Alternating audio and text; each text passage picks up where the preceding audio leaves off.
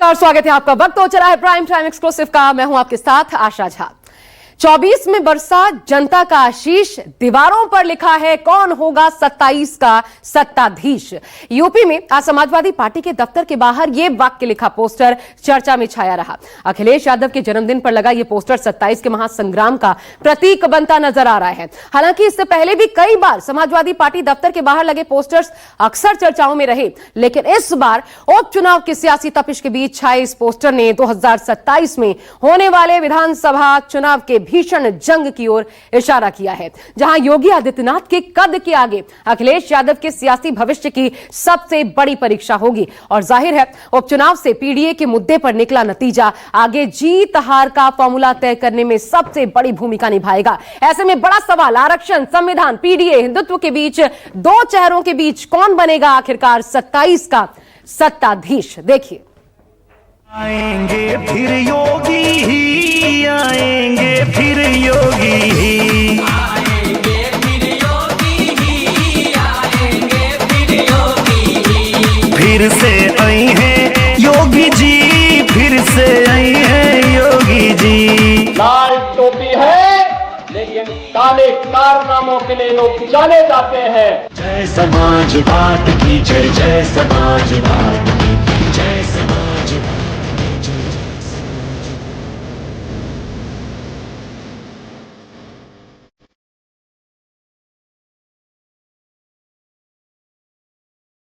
PDA ने Modi Yogi no दोनों हराया है, इसलिए एमवाई से घबराए हुए हैं। राजनीति में शेख चिल्ली जैसे हसीन सपने देखने से सपने पूरे नहीं होते हैं। भारतीय जनता पार्टी जाएगी 27 में माननीय अखिलेश यादव जी के नेतृत्व में एक मजबूत सरकार बनेगी। ये तस्वीरें लखनऊ में समाजवादी पार्टी दफ्तर की हैं, जहां के दीवारों पर अखिलेश को 27 का सत्ताधीश दिखाती ये पोस्टर साफ कर रही कि समाजवादी पार्टी का हौसला किस कदर हाई। अखिलेश के जन्मदिन पर पार्टी कार्यकर्ताओं ने अखिलेश की पोस्टर चस्पा कर साफ संदेश दिया है कि अब समाजवादी पार्टी की नजरें 2027 के विधानसभा चुनाव पर। समाजवादी पार्टी का ये दफ्तर मेरे ठीक जो दाहिनी तरफ का रास्ता है वहां पर आपको नजर आ रहा होगा। ये समाजवादी पार्टी के दफ्तर के ठीक सामने की सड़क है और यहां पर ये एक बड़ी होर्डिंग आज अखिलेश यादव को लेकर लगाई गई है और उसमें उनको तमाम तरह की मंगल कामनाएं भी दी गई हैं। दरअसल आज अखिलेश यादव का जन्मदिन भी है। आप देख पा रहे होंगे साफ तौर पर लिखा हुआ है 27 का सत्ताधीश, यानी साल 2027 में उत्तर प्रदेश में होने वाले विधानसभा चुनाव को लेकर समाजवादी पार्टी के नेता और कार्यकर्ता बेहद उत्साहित हैं और शायद यही वजह है कि अखिलेश यादव को साल 2027 का सत्ताधीश लिखकर एक बड़ा राजनीतिक संदेश देने की कोशिश की गई है। दरअसल 2027 के लोकसभा चुनाव में समाजवादी पार्टी के पीडीए फॉर्मूले ने बीजेपी के किले में बड़ी सेंधमारी की और 37 सीटें जीतकर यूपी में सबसे बड़ी पार्टी बनकर उभरी। यही वजह है कि अब उपचुनाव, जिसे 2027 का सेमीफाइनल माना जा रहा है, उसकी तैयारियों को धार देने में समाजवादी पार्टी और उसके नेता लग गए। लोकसभा नतीजों ने अखिलेश को देश के अग्रणी नेताओं की कतार में लाकर खड़ा कर दिया है। साथ ही लोकसभा की जीत उन्हें उपचुनाव में एक बढ़त दे दी है।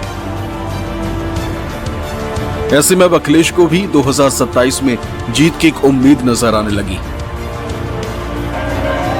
यही वजह है कि अब वो समझदारी के साथ एक एक कदम फूंक कर रख रहे हैं। चाहे गठबंधन को साथ लेकर चलना हो या फिर बीजेपी को हर मुद्दे पर घेरना, वो कोई मौका नहीं छोड़ना चाहते। जिस तरीके से सामाजिक और राजनीतिक रूप से भारतीय जनता पार्टी ने धोखा दिया है, हर समाज के लोग ये समझ गए हैं कि भारतीय जनता पार्टी पीडीए परिवार की दुश्मन है। बीजेपी के लोग घबरा गए हैं। महंगाई का उनके पास कोई जवाब नहीं है, बेरोजगारी का उनके पास खत्म होने कोई जवाब नहीं है, आरक्षण ये छीन रहे हैं। इनका पर्दाफाश हो गया है, इनकी पोल खुल गई है। 2027 को साधने के लिए अखिलेश हर रणनीति पर काम कर रहे हैं। अखिलेश इंडिया गठबंधन को एकजुट रखना चाहते हैं, साथ ही पीडीए वोट बैंक को मजबूत रखने की रणनीति पर काम कर रहे हैं।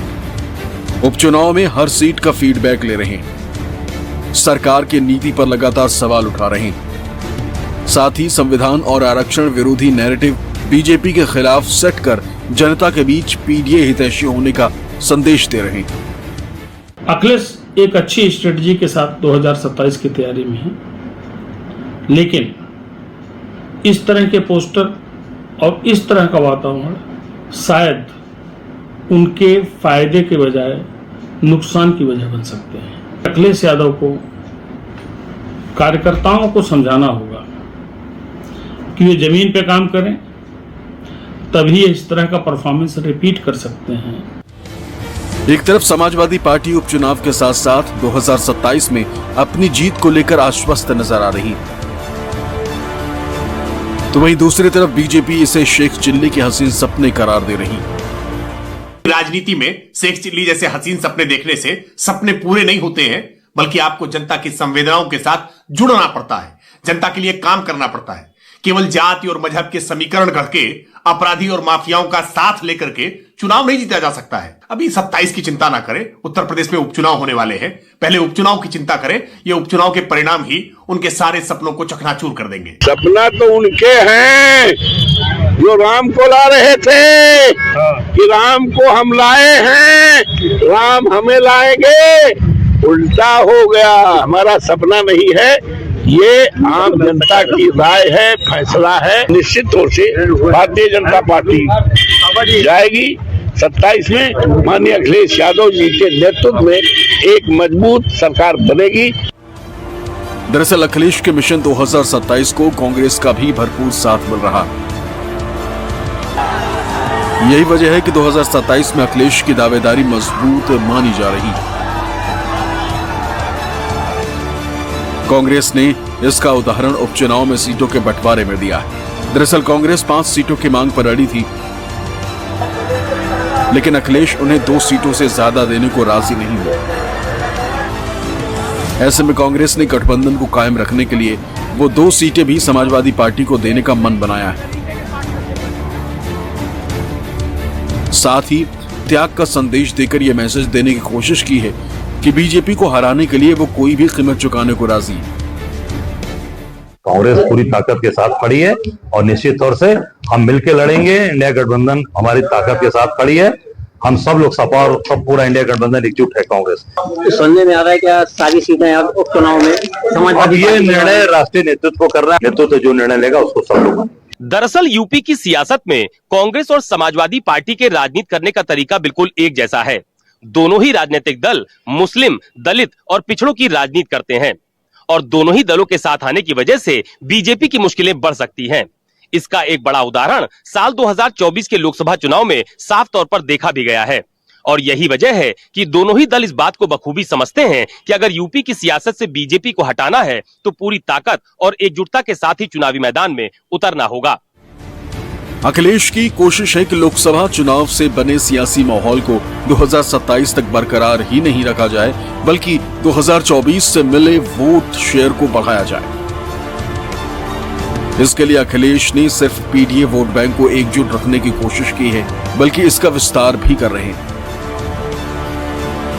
यही वजह है कि ठाकुर समाज से आने वाले योगी आदित्यनाथ के सामने अखिलेश ने ब्राह्मण समाज से आने वाले माता प्रसाद पांडे को विपक्ष का नेता बनाकर खड़ा कर दिया। यानी पीडीए के साथ साथ ब्राह्मण वोट बैंक को अपने पाले में लाने के लिए मास्टर स्ट्रोक चल दिया।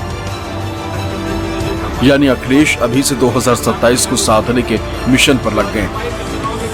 ये पीडीए गठबंधन 90% लोगों का है, जिसमें पिछड़े, दलित भाई, अगड़े, आदि आबादी और अल्पसंख्यक में मुसलमान भाई, चाहे बौद्ध हो, जैन हो, सभी लोगों को शामिल किया है और ये 90% लोग इस सरकार के खिलाफ हैं। यूपी की सियासत में एक बात जो पूरी तरीके से साफ है वो ये कि ब्राह्मण, राजपूत और वैश्य वोट बैंक पर भारतीय जनता पार्टी की पकड़ अभी भी मजबूत बनी हुई है। इससे अलग समाजवादी पार्टी 2027 के विधानसभा चुनाव और आने वाले उपचुनाव के लिहाज से अनुसूचित जाति के वोट बैंक को लगातार टारगेट कर रही है और उसमें से भी खास तौर से उसकी निगाहें जाटव वोट बैंक पर आकर टिक गई हैं। लिहाजा समाजवादी पार्टी लगातार इस वोट बैंक को साधने के मिशन में जुटी हुई है। हालांकि अखिलेश की नीति और रणनीति ने बीजेपी की चिंताएं बढ़ा दी, क्योंकि पिछले 3 सालों में अखिलेश ने यूपी की राजनीति में समाजवादी पार्टी को दोबारा ऐसी स्थिति में लाकर खड़ा कर दिया है जहां से 2027 में मुकाबला बराबरी का नजर आने लगा है। हालांकि कैसे अखिलेश 2027 के सत्ताधीश बनेंगे और क्या है वो जीत वाली रणनीति, उसे जानना और समझना भी जरूरी हो जाता है। तो समाजवादी पार्टी अखिलेश यादव को 27 का सत्ताधीश बताते हुए जो संदेश देना चाह रही है वो ये कि 24 लोकसभा चुनाव तो झांकी है, 27 अभी बाकी है। आपको हम दिखाते हैं पीडीए पर दांव खेलने वाले अखिलेश यादव की पार्टी के खुद कितने पीडीए सांसद हैं समाजवादी पार्टी के इस बार। देखिए कुल मिलाकर के आंकड़ा 86% पहुंचता है। कैसे? पिछड़ा 20 सांसद दलित, 8 सांसद ए यानी अल्पसंख्यक, 4 सांसद यानी आते हैं यहां से 86% यह आंकड़ा हो जाता है। अब जो पीडीए लोकसभा में विनिंग फॉर्मूला साबित हुआ, क्या उसके जरिए अखिलेश यादव 27 में यूपी का किला जीत पाएंगे? ऐसा बिल्कुल होगा ये कह पाना संभव नहीं। अखिलेश यादव भी ये बखूबी जानते हैं और इसलिए लगातार एक्सपेरिमेंट्स कर रहे हैं। जो कोशिशें नजर आती है और जिन पर अखिलेश यादव को काम करना होगा वो अब देखिए। सबसे पहली बात, बड़ी बात जिसकी कोशिश अखिलेश यादव लोकसभा चुनाव के पहले से कर रहे हैं, बीएसपी के जाटव वोट बैंक को साधना। लोकसभा में यह वोट बैंक बीएसपी से दूर हुआ, इसकी बदौलत बीएसपी 19% से सीधा गिरकर 9% पर आ गई। इतना बड़ा घाटा बीएसपी को हुआ, तो इसका मतलब यह कि जाटव वोट बैंक विकल्प ढूंढ रहा है। समाजवादी पार्टी में वो विकल्प नजर आ रहा है और जाटव जुड़ा तो पीडीए मजबूत होगा, यह तय है। अब देखिए दूसरी बड़ी बात जो नजर आती है, गठबंधन की एकजुटता। यह दारोमदार भी दरअसल अखिलेश यादव के हाथों में होगा। लोकसभा में गठबंधन का फायदा क्योंकि मिल चुका है, मुस्लिम, दलित, समाजवादी पार्टी और कांग्रेस का नया सियासी पैटर्न इस रूप में ये उभरे हैं और एक रहे तो जाहिर तौर पर वोट बैंक का फायदा इनको मिलेगा। तीसरी बड़ी बात दिखाई देती है पीडीए जिस पर दांव खेल रहे हैं अखिलेश यादव, उसका विस्तार, ओबीसी वोट बैंक को जोड़ना यानी इंटैक्ट रखना। इसके अलावा पीडीए प्लस ब्राह्मण वाला फॉर्मूला, माता प्रसाद पांडे उन्होंने इसी कोशिश के तहत उनको नेता प्रतिपक्ष बनाया और बीजेपी के कोर वोट बैंक में सेंधमारी वो कर ही रहे हैं इसके जरिए और ऐसे में विस्तार दे रहे हैं अखिलेश यादव। चौथी बात, बड़ी बात, सरकार की नीति पर सवाल उठाना। लॉ एंड ऑर्डर के मुद्दे पर हमलावर हैं, रोजगार विकास के मुद्दे पर मुखर हैं, प्रशासनिक कार्य प्रणाली पर भी लगातार सवाल दागते हैं अखिलेश यादव। और आखिरी बड़ी बात जो उनकी कोशिशों में नजर आती है वो है संविधान आरक्षण से जुड़ी हुई, वो भी आपको दिखा देते हैं। संविधान आरक्षण पर सत्ता पक्ष का घेराव, सरकार के खिलाफ संविधान आरक्षण विरोधी नैरेटिव, खुद को पीडीए परिवार का लगातार हितैषी बताना और पीडीए की हिस्सेदारी पर सरकार से सवाल पूछना।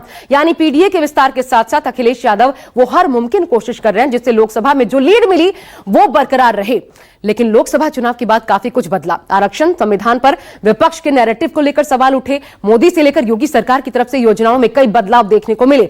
हरियाणा में बीजेपी की अप्रत्याशित जीत भी दिखी और इसलिए इस माहौल में होने वाला 9 सीटों का उपचुनाव किसी अग्नि परीक्षा से कम नहीं है। एक तरफ समाजवादी पार्टी अखिलेश को 2027 का सत्ताधीश बताने में जुटी, तो वहीं दूसरी तरफ इस राह में योगी आदित्यनाथ खड़े। यूपी की सियासत में सीएम योगी बीजेपी का वो चेहरा है जिसके दम पर बीजेपी ने सत्ता रिपीट की थी। हालांकि लोकसभा चुनाव में बीजेपी को डेंट जरूर पहुंचा, लेकिन हरियाणा के नतीजों के बाद बीजेपी का हौसला एक बार फिर हाई, जिससे यूपी उपचुनाव के साथ साथ बीजेपी 2027 में जीत का दावा कर रही। उपचुनाव हम लोग जीत रहे हैं, 27 में फिर से पूज्य महाराज जी की सरकार, डबल इंजन सरकार आ रही है। हमके लगा था कि और 27 साल लगी, 27 का ऊ कहताड़न उनके 27 साल और लगी सरकार में आए खातिर जो हमके लौका था और 27 साल उनको इंतजार करना होगा। विपक्ष के द्वारा दुष्प्रचार का सहारा लेकर के जो लोकसभा में जनता को गुमराह करने का काम किया है, जनता उनकी असलियत जान चुकी है। समाजवादी पार्टी समाप्तवादी पार्टी है, भाजपा ही वर्तमान है, भाजपा ही भविष्य है। 2024 के लोकसभा चुनाव में बीजेपी को यूपी में करारा डंट लगा। राजनीतिक गलियारों में चर्चा शुरू हो गई कि अब योगी का जादू फीका पड़ गया। लेकिन हरियाणा और जम्मू कश्मीर के चुनाव में योगी का जादू एक बार फिर देखने को मिला। हरियाणा चुनाव में सीएम योगी ने 14 विधानसभा सीटों पर चुनाव प्रचार किया, उसमें से 9 सीटों पर बीजेपी को जीत मिली। वहीं जम्मू कश्मीर में योगी ने 5 क्षेत्रों में चुनाव प्रचार किया, जिसमें से 4 सीटों पर बीजेपी जीतने में कामयाब रही। डबल इंजन सरकार की ताकत क्या होती है, अयोध्या इसका उदाहरण है। और जम्मू कश्मीर में आतंकवाद की प्रतीक बन चुकी धारा 370 का हटना उसका दफन हो जाना, यह उसका उदाहरण है। 10 वर्ष के अंदर हरियाणा ने डबल इंजन सरकार के नेतृत्व में कार्य को होते हुए एक अंजाम तक पहुंचते हुए देखा है। ये आंकड़े ये बताने के लिए काफी हैं कि यूपी के सीएम योगी आदित्यनाथ का प्रभाव न सिर्फ उत्तर प्रदेश बल्कि देश के दूसरे राज्यों में भी है। हरियाणा विधानसभा चुनाव में जीत के बाद योगी आदित्यनाथ का हौसला काफी हाई है। अब 2027 में यूपी का किला कैसे बचाएंगे योगी आदित्यनाथ, कौन से जतन उनको करने होंगे, तो देखिए एक एक करके हम आपको समझाते हैं। सबसे बड़ी बात, कोर वोट बैंक मजबूत करना होगा। किसी भी सूरत में ओबीसी वोट बैंक जो है उनके पास बचा उसको इंटैक्ट रखना। लोकसभा में लगी हुई सेंधमारी उसकी काट ढूंढना, कुर्मी कोयरी निषाद को साथ लाना, इसकी भी परीक्षा होगी योगी आदित्यनाथ के लिए। अब दूसरी बड़ी बात आपको दिखाते हैं, हिंदुत्व में हिंदुत्व से पीडीए की काट ढूंढना, हिंदुत्व के सहारे पिछड़ा दलित समाज में पकड़, विपक्ष के खिलाफ हिंदुत्व विरोधी नैरेटिव सेट करना, जिसमें कटेंगे तो बटेंगे, एक रहेंगे नेक रहेंगे, तमाम कोशिशों का ही हिस्सा नजर आते हैं। इसके अलावा गठबंधन की मजबूती, सहयोगियों को एकजुट रखना, सहयोगियों के सहारे पीडीए में सेंधमारी यह संभव हो पाए, इसके लिए योगी आदित्यनाथ काम कर ही रहे हैं। संगठन की मजबूती भी, पार्टी के अंतर्कलह को दूर करना, जमीनी स्तर पर कार्यकर्ताओं को एकजुट रखना, यह योगी आदित्यनाथ इससे पहले क्योंकि एक चैलेंज के रूप में उभरा था उस पर काम करते नजर आए हैं। अब देखिए योगी आदित्यनाथ खुद अपने आप में कितना बड़ा चैलेंज अखिलेश यादव के सामने होंगे, क्योंकि 27 का सत्ताधीश अगर बनना है तो वो कैसे होगा, हम आपको दिखाते हैं क्या चैलेंजेस अखिलेश यादव की राह में आने वाले हैं, एक एक करके वो समझिए। क्योंकि सबसे पहली बात तो ये होगी खुद योगी की पैन इंडिया छवि जो बहुत मजबूत नजर आती है। इसके अलावा दूसरी बड़ी बात, बीजेपी की जो संगठनात्मक शक्ति है, मजबूती है, उससे दो चार होना होगा। तीसरी बड़ी बात, आरएसएस, जी वो एक फैक्टर भी बहुत ज्यादा अहम हो जाता है। आरएसएस जैसे संगठन का योगी को साथ, हरियाणा में जीत इसी का नतीजा भी थी, ये माना गया है। और सत्ता चलाने का ज्यादा अनुभव है योगी आदित्यनाथ के पास यकीनन, साथ ही फायर ब्रांड नेता की छवि जो कि बेहद लोकप्रिय है। कुल मिलाकर के एक बेहद लोकप्रिय शासक की भूमिका में योगी आदित्यनाथ नजर आते हैं अखिलेश यादव के सामने। और इसलिए कहा जा सकता है कि अखिलेश यादव के सामने आगे का जो चैलेंज है वो बहुत बड़ा होने वाला है। सत्ता से, यानी सत्ता की लड़ाई, सत्ताधीश